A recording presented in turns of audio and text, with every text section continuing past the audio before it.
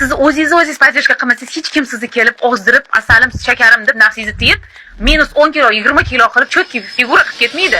Bir kun misol uchun 60 kilo chiqdi, 70 dan ozib kelyapti. 60 kilo chiqdi уже, 10 kilo ozib qo'ygan. Lekin hammasini to'g'ri qilib qo'ydi, ertasi kuni bir 61 kilo chiqib qoldi. 1 kilo semirib qoldi. Voy deydi, nimaga yana 1 kilo semirdim deydi. Bizni borishadi. Unaqa qilmanglar qizlar. Biz bormaylar. Shuncha qilgan mehnatingizga, vaqtingizga, pulingizga achininglar, qadrlaylar o'zingizlarni. Bu har xil holat bo'lishi mumkin. Ayol kishining organizmida gormonal foni baribir ta'sir qilishi mumkin. Uyqu, yosh bolalaringlar bo'lsa kechasi uxlamasligingiz mumkin. Stressdan bo'lishi mumkin. Bitta asabiylashsangiz kortizolingiz ko'tarilib ketishi mumkin, gormoningiz o'ynashi mumkin.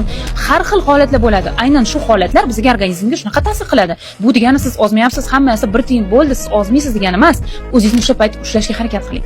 Aynan shu paytda o'zingizga o'zingiz dalda bo'lmasangiz, siz o'zingiz podдержка qilmasangiz hech kim sizni kelib ozdirib, asalim, shakarim deb nafsingizni tiyib, -10 kilo, 20 kilo qilib cho'tki figura qilib ketmaydi.